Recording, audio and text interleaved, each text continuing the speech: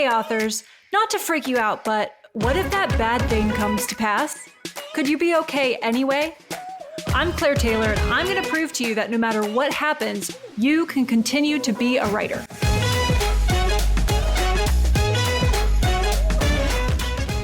Welcome back to another episode of What If for Authors. I'm glad you're here. My name's Claire Taylor, and I'm an Enneagram certified coach for authors, as well as a humor and mystery writer.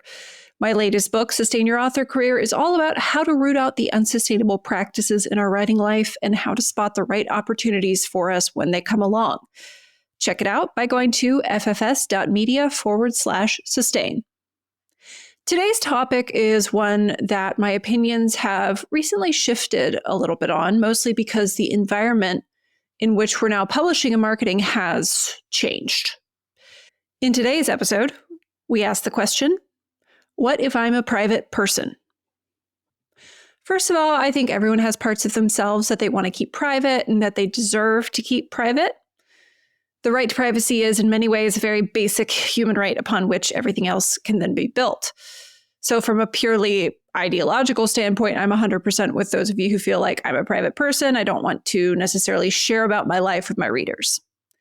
I don't think you ought to if you don't want to. Consent certainly enters into the subject, but I'll talk more about that and the horrors of reality in just a little bit. For now, let's just talk about personality and the need to be private. Now, the authors I hear this from the most, those who say they're private people and that a lot of the publishing advice floating around doesn't work for them, are Enneagram type 5s. These are the most private type in the Enneagram system. This comes from the 5's pattern of moving away, withdrawing as a way to get their needs met. And because 5s like to hold on tight to information as a way to feel competent, their personal information tends to be something that they hold on tightly to and withdraw from the sight of others. One of the things I really love about 5s and why I think they make great friends is that they tend to do that same thing with your private information. They understand the importance of being that vault and not sharing it. So if you tell them something and you're in their inner circle, it ain't going anywhere. But other types can be private people as well. Sometimes we want to keep things private because we're ashamed of them, but sometimes we want to keep things private because it just matters so much to us that we don't want to let other people besmirch it in some way, right? I know that for a while after getting my endometriosis diagnosis, there were a lot of people I was just not going to tell about it. Most people for a while. I only told a few people at first, and some of the reactions I got made me want to stop sharing that information with people. So for instance, I would say, yeah, I finally got this diagnosis. I've been trying to get for 15 years, and now I'm on this medication and it's helping. And I feel great. I feel the best I felt since I was really young. And then they would reply, oh, you should try this and this and this. So these were not doctors I was talking to. These were just white women. Two of them, I had just explained what endometriosis was because they didn't know, and yet they had a recommendation. So that made me not want to tell anyone else about it. Now, I had to figure out why, and eventually I landed on the fact that getting the diagnosis was such nice validation after a decade of being told that my pain wasn't real and that it should just be accepted, not looked into any further.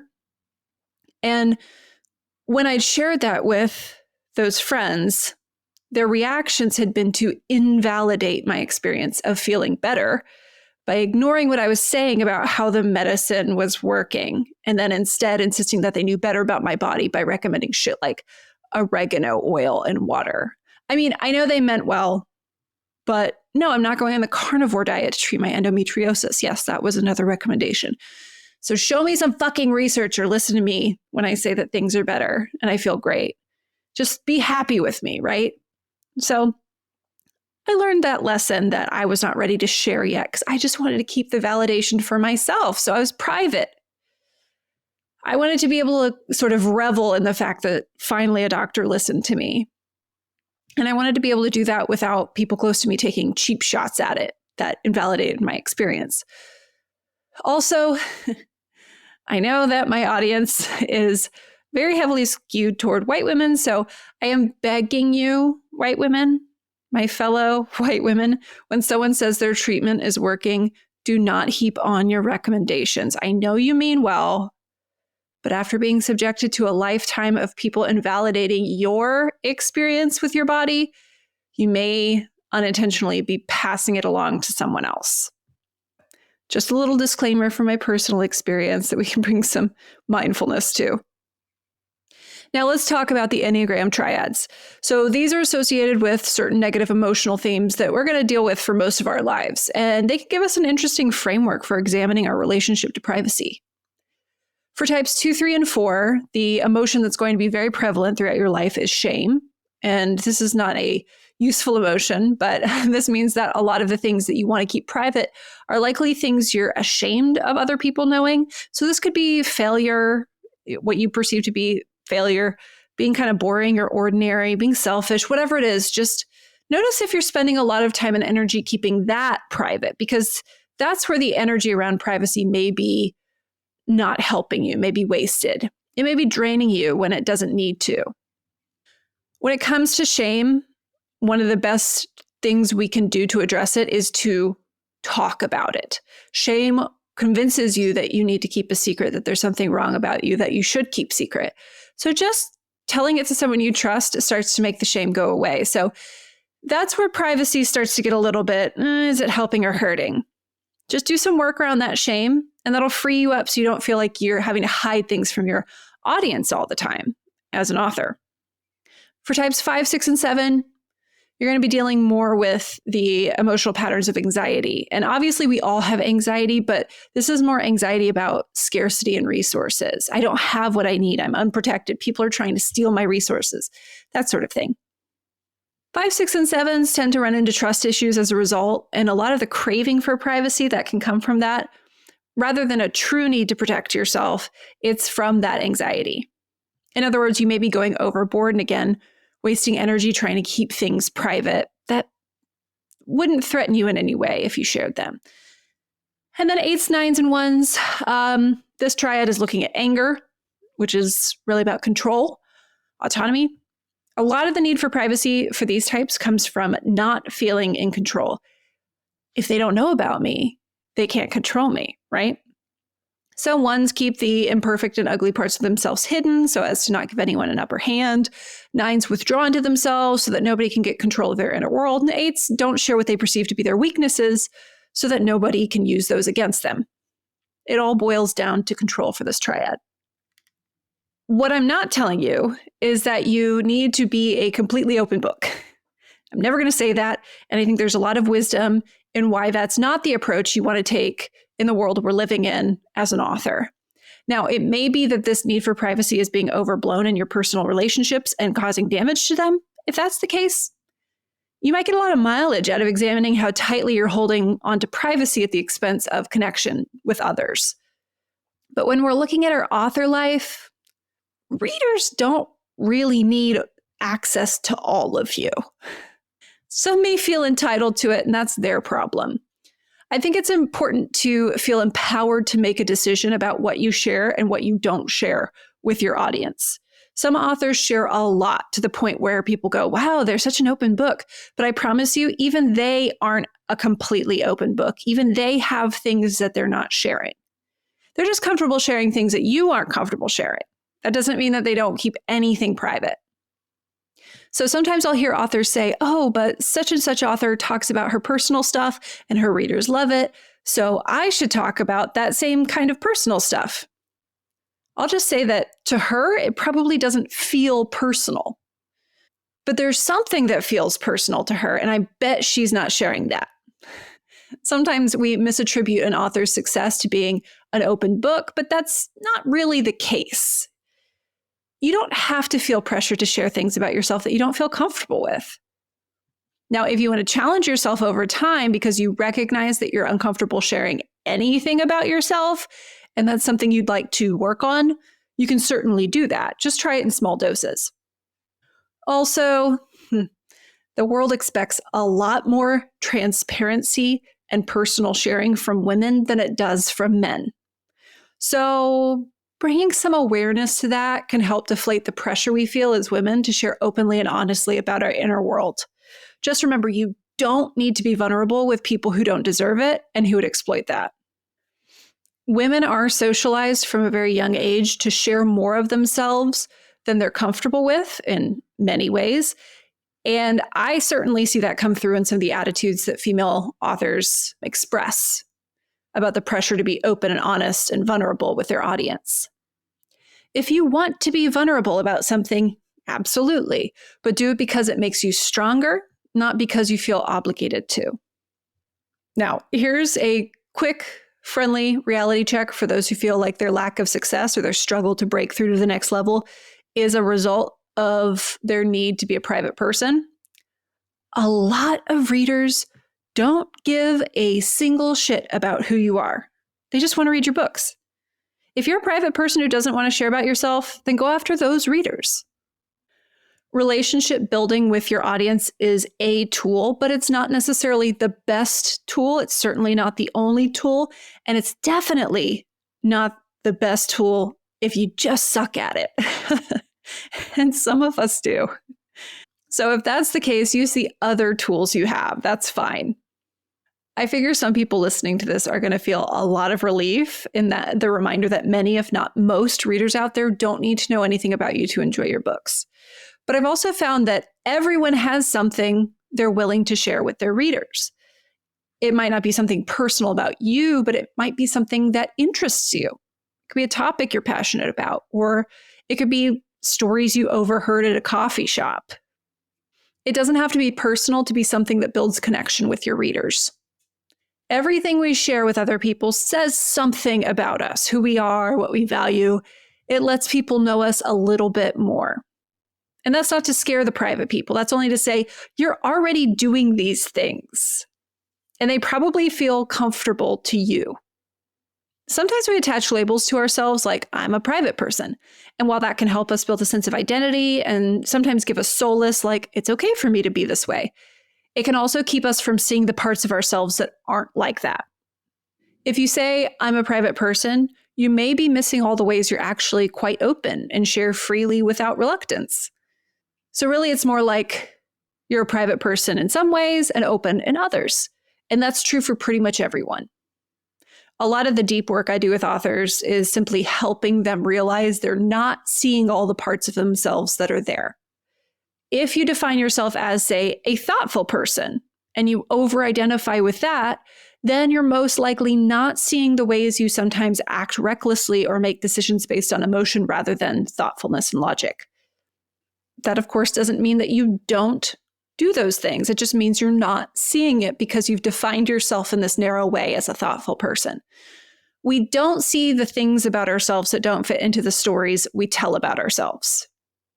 For instance, you might say, I'm a private person. But then you pour the deepest parts of yourself, your hopes, your dreams, your sorrows, into your characters and share those with the entire world. That seems like pretty open sharing to me.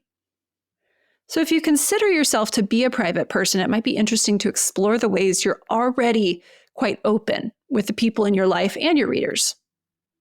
You might not be as private as your definition has led you to believe. Now, what I'm not asking you to do is look at all those places where you've been sharing, freak out about the vulnerability and shut it all down. In fact, I suggest the opposite. Look at all the ways you've been sharing that you may not have noticed and how it's been okay. Maybe it's even worked out really well. That might inspire you to poke around in the places where you've been holding things very private and ask if you're holding on to too much out of fear. Maybe there's some stuff there that you're actually ready to let go of, to not hold so closely to the vest. And if you're not, if everything needs to stay private, that's fine. Again, you're entitled to hold whatever you want private. That's just a little treat of human rights that we get for now. And on the topic of privacy and human rights, there's been a big shift for American authors. We have to acknowledge that. And I hate to even bring this up because, God, it's such a bummer. But it's the reality we're living in.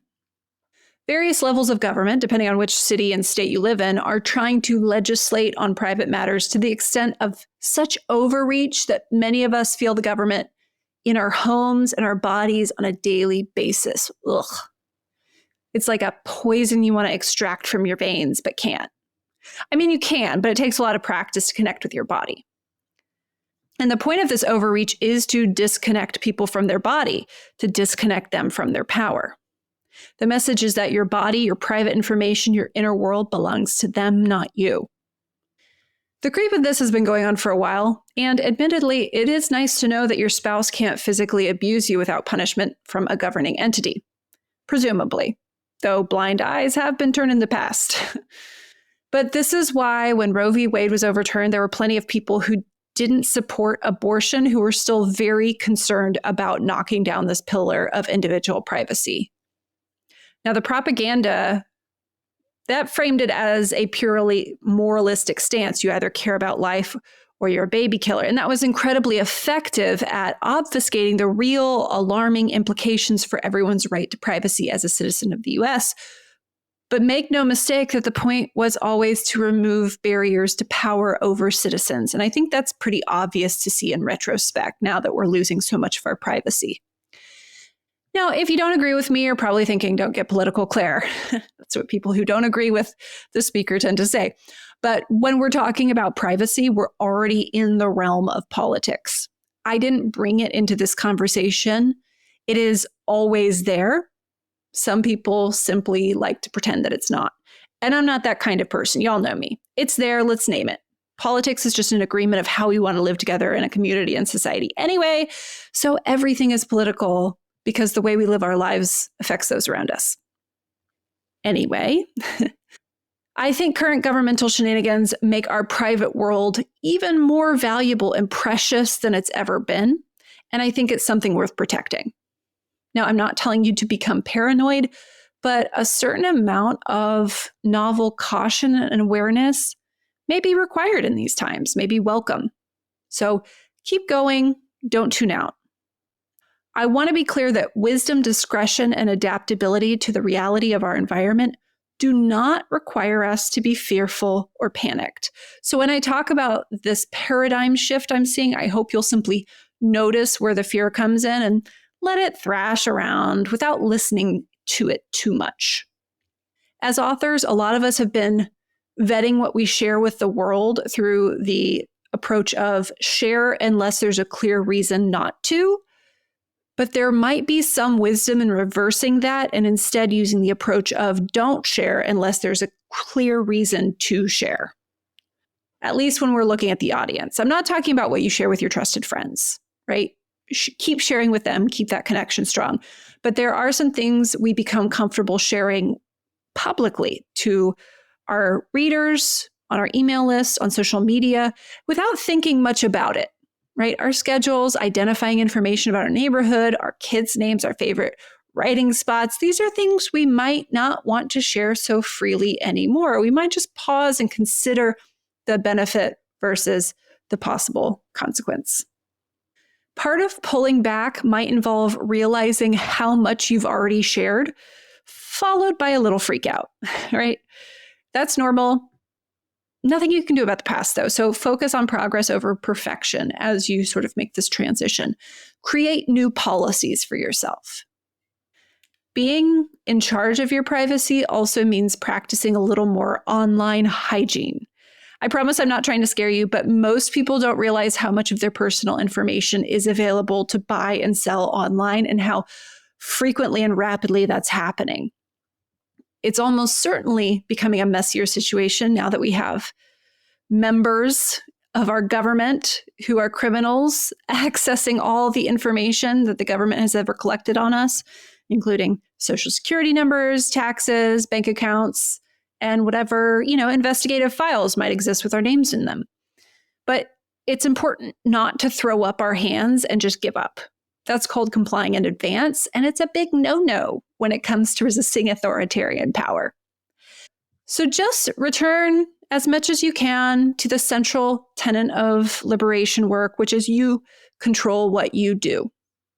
Don't abdicate the one thing you truly have influence over just because it feels like the bad guys are winning right now. That's not enlightenment. That's not going to help you stay in the game.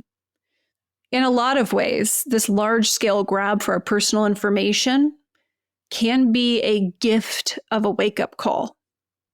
It can help us realize how much we've assumed we had control over things that we never actually had control over. And we start to recognize what we do have control over, things we've been maybe ignoring or neglecting our influence on. When it comes to privacy, I'm not telling you to hide away, but knowing what's what, seeing things as they are rather than through fear-tinted lenses, helps us make wise decisions for our career.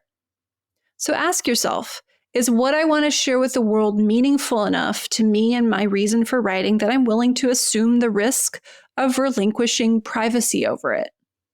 Sometimes the answer will be yes, sometimes it'll be no.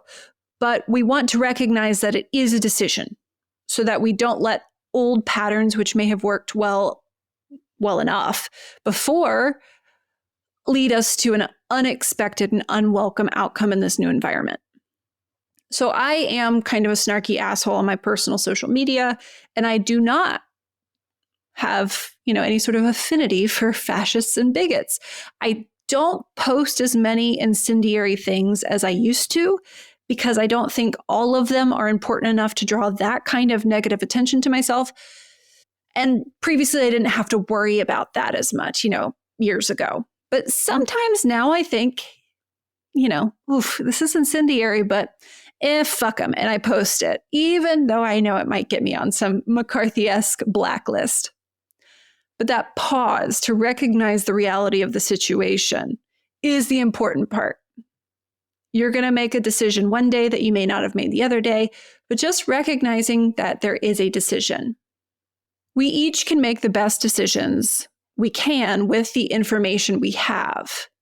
But when we're not aware that there is a decision to be made, we default to whatever patterns are most familiar. You might be sort of feeling in your body how unfit some of your old patterns are for the new reality we're living in.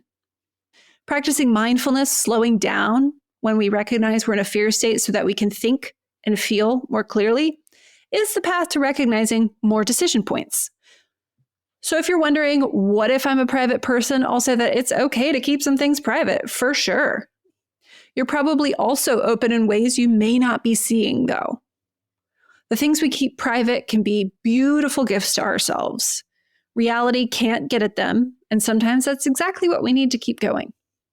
No matter what, you always have the right to decide who you share what with. So don't be afraid to exercise that right.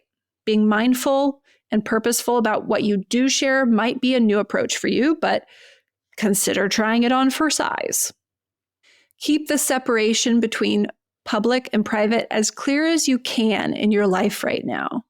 Spend some time intentionally sorting through what you want to keep private and what you want to share. Because as important as privacy is, sharing is also crucial. We share parts of ourselves to let others know they aren't alone. That we're all fighting this out together. That life is tough, but it's also wonderful, and it's improved by the company of the people we love and trust. Inside each of us, there will always be a tension between public and private, and that's our responsibility to tend to. If you're sitting there like, oh great, one more thing to think about, I get it. We probably will want to, on some level, rid ourselves of the tension between public and private by saying, screw it, and maybe spewing everything far and wide. Or we may be tempted to go in the opposite direction, shutting everything out to keep as much as we can private. But neither of these extremes exercises wisdom or discretion. Maintaining that internal polarity between public and private is what allows us to decide on a moment-by-moment basis what approach will get us what we want with as few negative side effects as possible.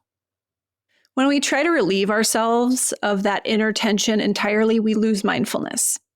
We lose the flexibility we need to make sound decisions for our author career. I don't feel like this episode offers a whole lot of concrete answers, but hopefully it gives you an opportunity to think deeply about the tension between public and private that lives inside of you. The human need to keep something for yourself and the human need to share and connect. Both are important. Which side of that continuum do you tend to lean toward by default? What interesting new results might you find in your author career if you experimented with leaning a little more in the other direction? These decisions are your responsibility and, most importantly, under your control. I think it's important that we try to keep our attention directed at those decisions and not get distracted by the three-ring shit circus playing out in the media. You can't control those breaches of your privacy. So take whatever action you can, maybe giving your representatives an earful, and then return your attention to where it's most effective. And that's doing the inner work. Also, learn about encrypting and securing your digital life to maintain the level of privacy you prefer. And don't let fear keep you from sharing what makes you human with others. Connection is just as important as privacy, maybe even more so in these weird fucking times. And that's it for this episode of What If for Authors. Before I let you go, I do want to mention that I've launched a new website, liberatedwriter.com. And it's the place to go if you want to book one-on-one time with me, join my group coaching, or sign up for the next session of the Liberated Writer 5-week course. That's liberatedwriter.com. Go poke around and make sure you're signed up for my email list. Thanks so much for listening. I'm Claire Taylor, and I hope you'll reach out if you ever think I could be of use. Until next time, happy writing.